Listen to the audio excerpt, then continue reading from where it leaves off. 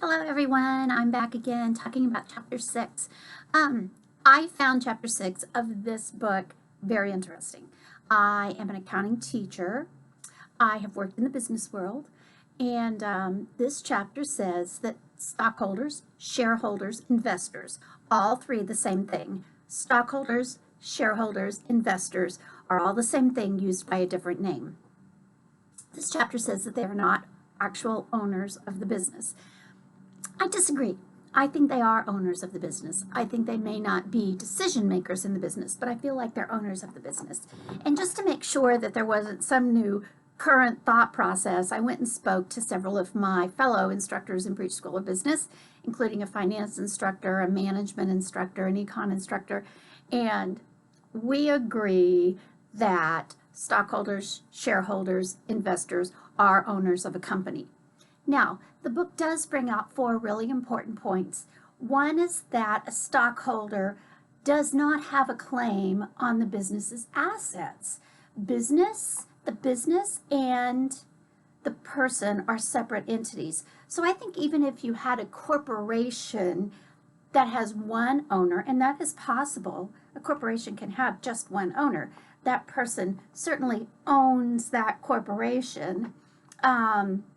But it is separate. The corporation pays taxes separately, and the owner doesn't get their money until all other claims and debts are paid. So that makes me think they are an owner, an investor. And second was, does the shareholder have rights to the firm's profit via a dividend? That is how shareholders, stockholders, investors get their money from a company. A dividend is paid. Now, a dividend is only paid when it is declared by the board, by the employee, by the CEOs of that organization. So a person can't just walk in to a publicly held corporation or a corporation with lots of shareholders and just take money out. They have to wait for the dividend. Do shareholders have a right to vote at the annual general meeting? They do, but those usually are not very important things they're voting on. Sometimes they're voting on board members, sometimes they're voting on non-binding information.